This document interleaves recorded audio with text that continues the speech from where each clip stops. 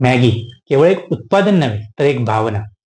Maggi 2 minute noodles हा भारताच्या खाद्य संस्कृतीचा अविभाज्य भाग आहे. गेल्या 4 दशकांमध्ये नेसलेच्या या उत्पादनाने भारतीय स्वयंपाकघरात केवळ प्रवेशच केला नाही तर सोयी, नोस्टाल्जिया आणि बालपणाच्या आठवणींचे एक शक्तिशाली प्रतीक म्हणून आपले स्थान पक्के केले आहे. ही डॉक्युमेंटरी मॅगीच्या अभूतपूर्व उदय, भारतीय बाजारपेठेवर तिथे झालेले सांस्कृतिक वर्चस्व आणि 2015 मध्ये आलेल्या अभूतपूर्व अन्न सुरक्षा संकटातून तिने मिळवलेल्या नाट्यमय पुनरागमनाचे सखोल मार्केटिंग, वैज्ञानिक आणि कायदेशीर विश्लेषण सादर करतो. नमस्कार, मी विशाल आणि तुम्ही पाहताय चुगलीखोर. मॅगीने भारतीय जीवनशैलीत इतके खोलवर स्थान निर्माण केले आहे की तिचा ब्रँड हा केवळ एका उत्पादनाचे न राहता इन्स्टंट नूडल्ससाठी प्रसिद्ध झाला. जसे झेरॉक्स हे फोटोकॉपीसाठी ओळखले जाते, त्याचप्रमाणे मॅगी हे पाणी उकळून झटपट काहीतरी बनवण्याचे प्रतीक बनते. हे ब्रँडचे केवळ विक्रीतील यश दर्शवत नाही तर ग्राहक मानसिकतेवर असलेले तिचे सांस्कृतिक वर्चस्व सिद्ध करते. ही प्रचंड सांस्कृतिक गुंतवणूक मॅगीला 2015च्या संकटातून सावरण्यासाठी आधारस्तंभ ठरली. जर मॅगी केवळ एक सामान्य खाद्यपदार्थ म्हणून राहिली असती तर अन्न सुरक्षेच्या गंभीर आरोपानंतर तिचा बाजारातील टिकाव लागणे अशक्य होते.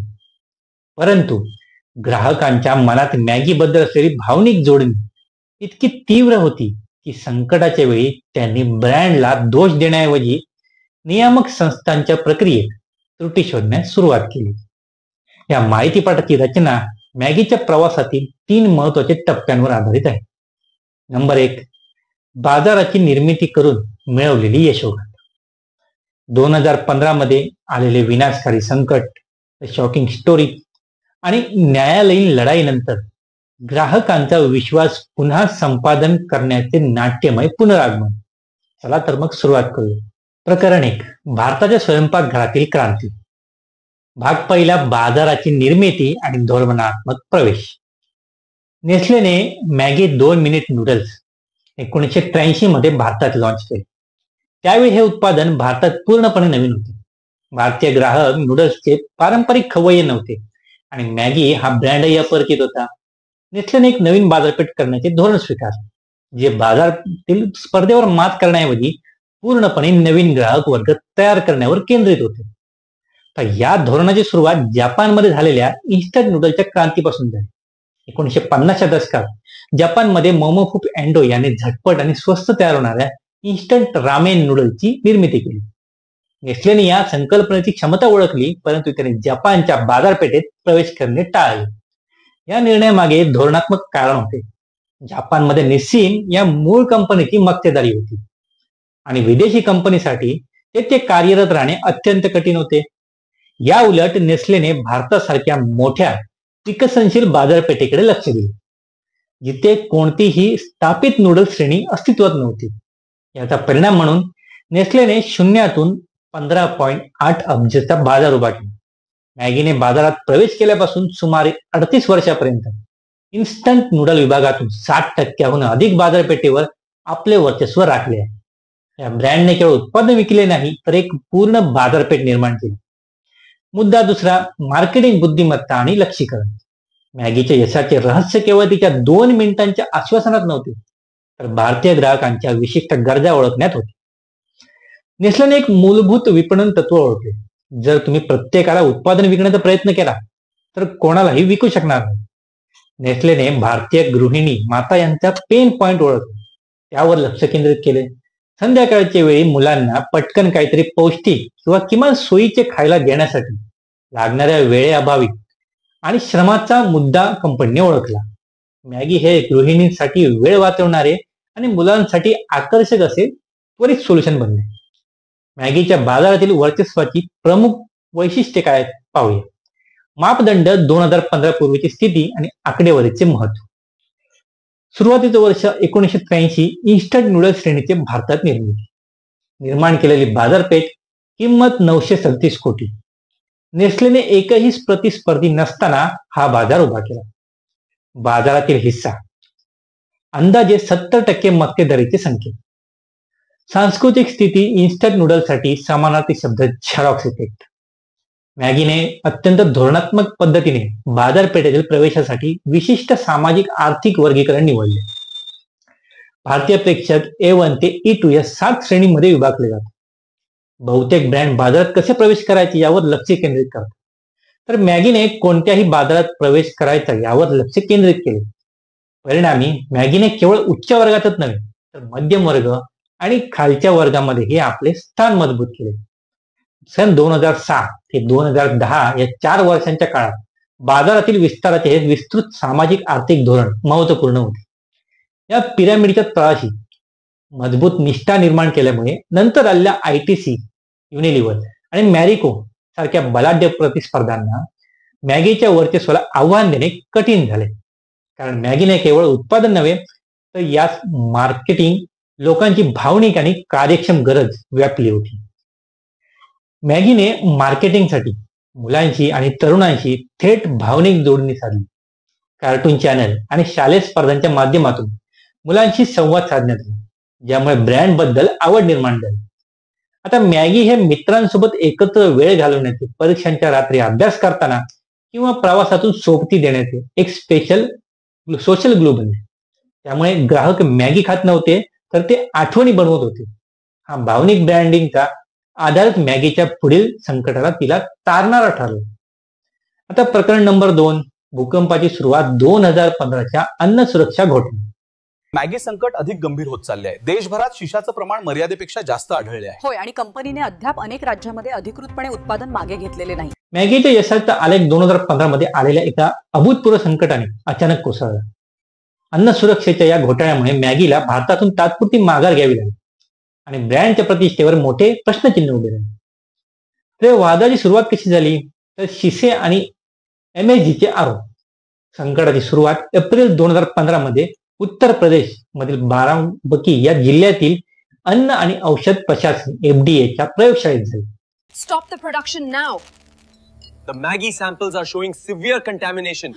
We have to issue a warning immediately. चाचणीसाठी घेतलेल्या मॅगीच्या नमुन्यामध्ये शिशाचे प्रमाण मर्यादेपेक्षा खूप जास्त आढळले. शिसे लेडचा धोका चाचणी अहवालात शिशाचे प्रमाण 17.2 पार्ट्स वर मिलियन नोंदवले गेले. तर भारतीय अन्न सुरक्षा आणि मानक प्राधिकरण EFSAने ठरवलेली सुरक्षित मर्यादा ही केवळ 2.5 ppm होती. म्हणजे आढळलेले प्रमाण सुरक्षित मर्यादेपेक्षा सुमारे 7 पटीने जास्त होते. या निष्कर्षांमुळे अनेक राज्यांमध्ये मॅगीची विक्री तात्काळ थांबवण्यात आली आणि देशभर तपासणी सुरू झाली. राष्ट्रीय स्तरावरील बंदी आणि संभ्रमाचे वातावरण. उत्तर प्रदेशमधील अहवालानंतर जून 2015च्या पहिल्या आठवड्यात देशातील अनेक राज्यांनी मॅगीवर बंदी आणण्यास सुरुवात केली. दिल्लीने 15 दिवसांसाठी विक्री थांबवली, तर गुजरात, आसाम, तामिळनाडू आणि आंध्र प्रदेश यांसारख्या राज्यांनीही बंदी लागू केली. EFSAने नेसलेला त्वरित उत्पादन थांबवण्याचे आणि देशभरातून सर्व उत्पादने परत घेण्याचे निर्देश दिले. आता या संकटामुळे ग्राहकांमध्ये तीव्र गोंधळ आणि संताप निर्माण झाला. कारण मॅगी हा केवळ एक खाद्यपदार्थ नसून अनेकांच्या जीवनातील सोयीचा आधारस्तंभ असल्याचे ब्रँडवरचा विश्वास झपाट्याने कमी झाला. टीव्हीवर ग्राहकांनी मॅगीचे पाकिट जाळल्याचे दृश्य प्रसारित केले. नेस्लेने प्रारंभिक प्रतिक्रिया आणि त्याचा परिणाम या संकटाच्या सुरुवातीच्या टप्प्यात नेस्लेच्या नेतृत्वाने ग्राहकांशी आणि माध्यमांशी संवाद साधण्यात मोठी चूक केली. कंपनीने वारंवार त्यांच्या अंतर्गत चाचण्यांमध्ये उत्पादन सुरक्षित असल्याचे सांगितले. आम्ही ग्राहकांच्या आरोग्याला सर्वाधिक प्राधान्य देतो. आम्ही सरकार सोबत पूर्ण सहकार्य करत आहोत. पण हे दावे नियामक संस्थांच्या चाचणी निष्कर्षाशी जुळत नव्हते. नेस्लेने तांत्रिक बाबींवर अधिक लक्ष केंद्रित केले आणि मुलांचे प्राथमिक ग्राहक असलेल्या उत्पादनाबद्दल पालकांच्या वाढलेल्या सुरक्षिततेच्या भावनांकडे दुर्लक्ष केले. त्यामुळे कंपनीचा अहंकार दिसत नसल्याचा आणि समस्या वाढत असल्याचा समज झाला. अखेरीस ग्राहकांमध्ये निर्माण झालेल्या गोंधळाच्या वातावरणामुळे नेस्लेला जून 2015 मध्ये स्वतःहून उत्पादने बाजारातून माघार घेण्याची घोषणा करावी लागली. जरी कंपनी मॅगी सुरक्षित असे सांगत होती. प्रकरण 3, कायदेशीर पेच आणि मुंबई उच्च न्यायालयाचा ऐतिहासिक निर्णय. राष्ट्रीय बंदीनंतर नेस्लेने या निर्णयाला मुंबई उच्च न्यायालयात आव्हान दिले. कायदेशीर लढाई आणि न्यायालयाच्या हस्तक्षेप हे मॅगीच्या पुनरागमनासाठी सर्वात महत्वाचे टप्पे ठरले. तर कायदेशीर आव्हान आणि महाराष्ट्रातील भूमिका.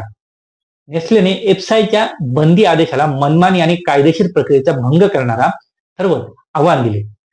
महाराष्ट्राच्या दृष्टीने ही केस महत्वाची ठरली, कारण राज्याचे मुख्यमंत्री देवेंद्र फडणवीस यांनी सुरुवातीला मॅगी सुरक्षित असल्याचे चाचण्यांमध्ये आढळल्यामुळे बंदी घालण्यास अनुकूलता दर्शवली नव्हती. मात्र एफसायच्या राष्ट्रीय आदेशानंतर राज्यात बंदी लागू झाली. प्रशासनाने केवळ नमुन्यांच्या आधारे मॅगीच्या सर्व 9 प्रकारांवर बंदी आणली. आता या निर्णयामुळे संपूर्ण देशातील अन्न सुरक्षा नियामक प्रक्रियेत कायदेशीर प्रक्रिया पाळण्याचे महत्व अधोरेखित झाले. या निकालाने ब्रँडवरील संकट उत्पादनाची सुरक्षितता यावरून नियामक प्रक्रियेत त्रुटी या दिशेने वळवले. तिसरा आहे पुनर्चाचणीचा आदेश आणि कायदेशीर विधी. बंदी रद्द करताना न्यायालयाने मॅगीला थेट बाजारात परतण्याची परवानगी दिली नाही. त्याऐवजी मॅगी सुरक्षित आहे की नाही हे स्पष्ट करण्यासाठी न्यायालयाने national accreditation board for testing and calibration laboratory कडून प्रमाणित असलेल्या 3 विशिष्ट प्रयोगशाळांमध्ये पुनर्चाचणीचे आदेश दिले.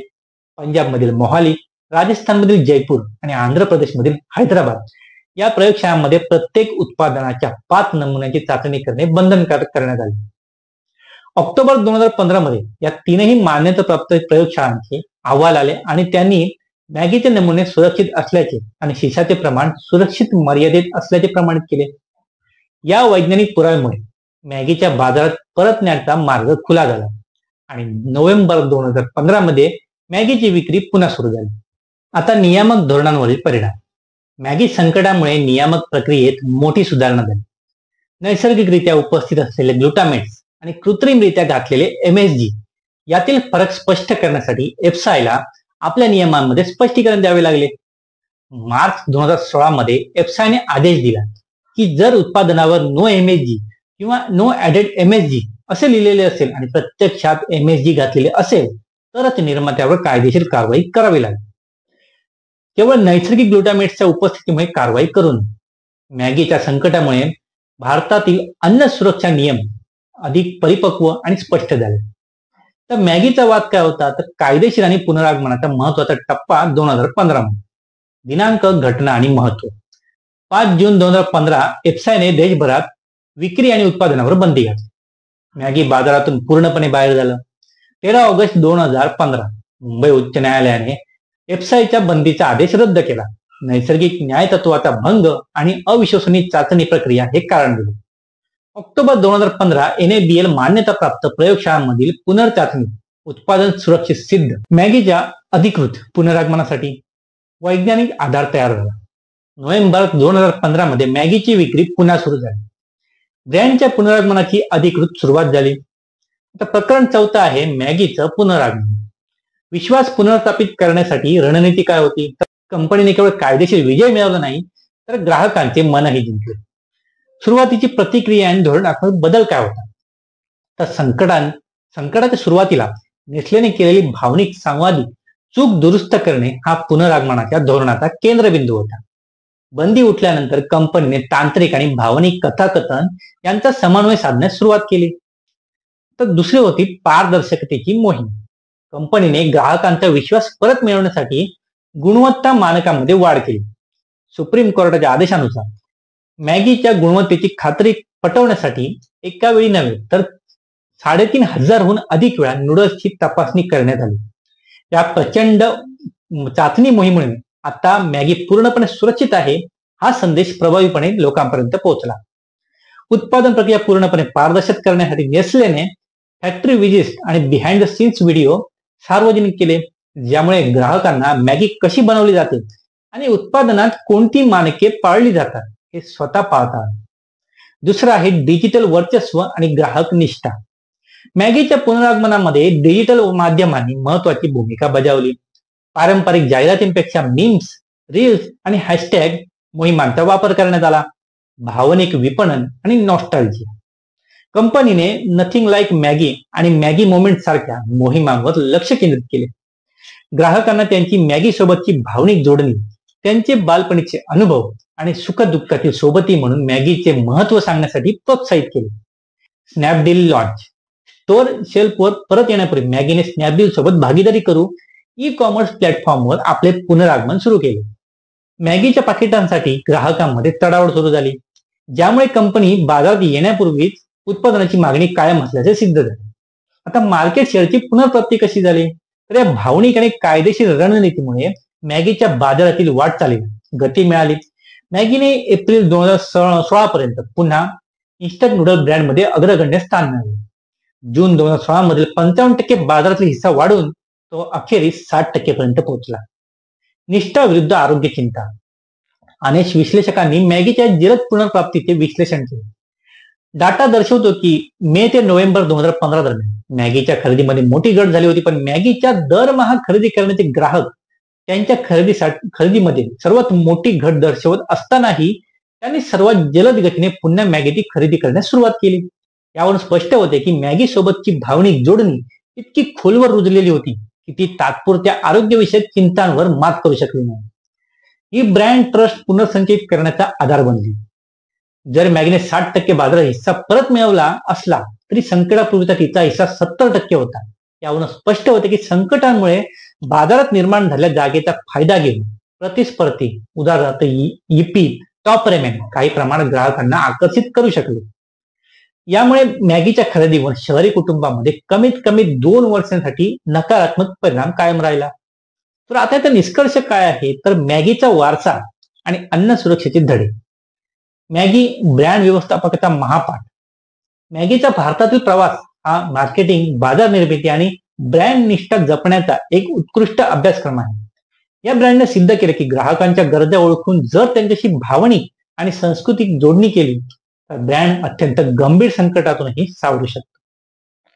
ही होती आमची आजची डॉक्युमेंटरी. व्हिडिओ आवडल्यास लाईक आणि शेअर करा. धन्यवाद.